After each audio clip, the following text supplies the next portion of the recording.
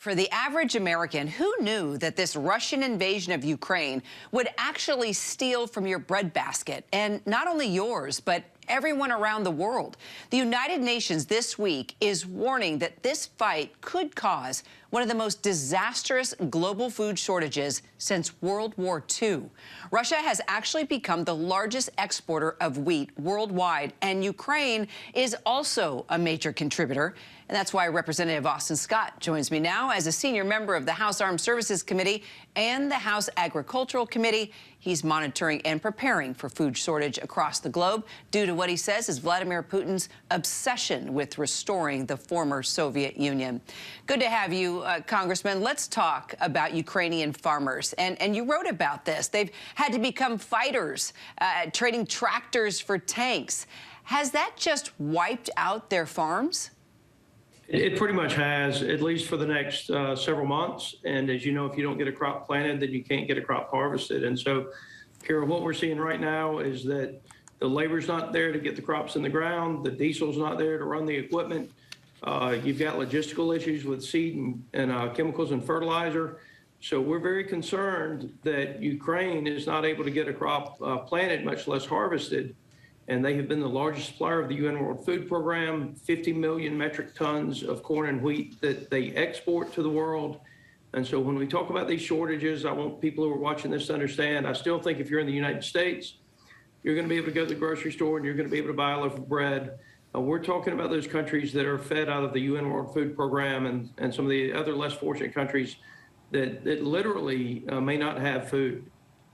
Right, and they depend on those bags of grain. We see it in every situation being brought in to help people that are in fear of starving. You know, not just you're not the only one talking about this, but Secretary of State Antony Blinken blaming Russia today, actually, for the soaring prices of staples like wheat. And President Biden, as you know, had it on his agenda as he met with European leaders. Let's take a listen. It's going to be real. The price of these sanctions is not just imposed upon Russia. It's imposed upon an awful lot of countries as well, including European countries and our country as well. And because both Russia and Ukraine have been the breadbasket of Europe in terms of wheat, for example. We are in the process of working out with our European friends what it would take to help alleviate the concerns relative to food shortages. And as you know, the president also said that he and the Canadian Prime Minister Trudeau, they talked about increasing agricultural production in the U.S. and Canada to help make up for these shortfalls. He's actually urging countries to drop trade restrictions. Do you support that? And what else do you think the U.S. should be doing?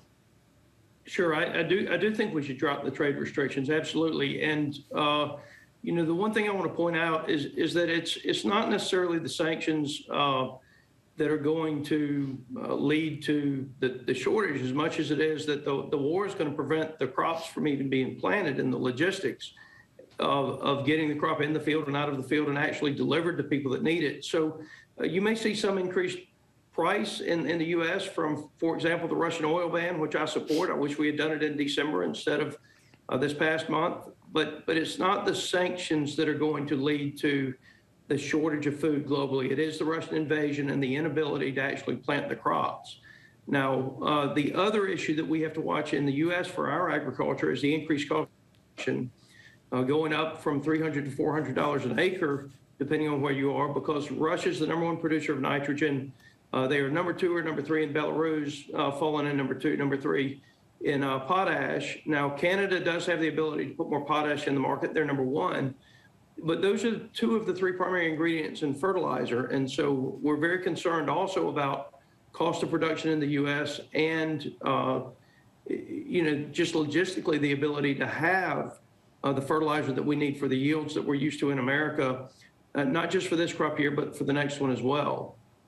Well, then we should probably talk about sunflowers as well. I don't think a lot of people realize. So tell us a little bit about that. I mean, sunflower oil, look, I use it. I know a lot of people that use it, and a lot of countries depend on it. Sure, Ukraine is number 1 in sunflower, and therefore number 1 in sunflower oil. The oil goes to India, it goes to Africa, and it comes to the United States. And the fact of the matter is, again, you and I will probably pay a little more for that sunflower oil when we walk into the grocery store, but it's going to be those low-income countries around the world that is simply not going to be available in those countries. And so we're talking about the basics of life that Vladimir Putin has eliminated for a lot of the low-income and poor countries around the world. And so I think the UN needs to be pressing on a weekly basis to make sure that countries like China, who have been supportive through silence in some cases and supportive through positive votes in other cases of Russia and Russia's invasion, the UN needs to be doing more to get these countries on record with regard to where they stand for the damage that's being done to the global food supply by Vladimir Putin and his invasion. And we can't forget 1932, the Great Famine. Stalin starved millions of Ukrainians. We don't want history to repeat itself.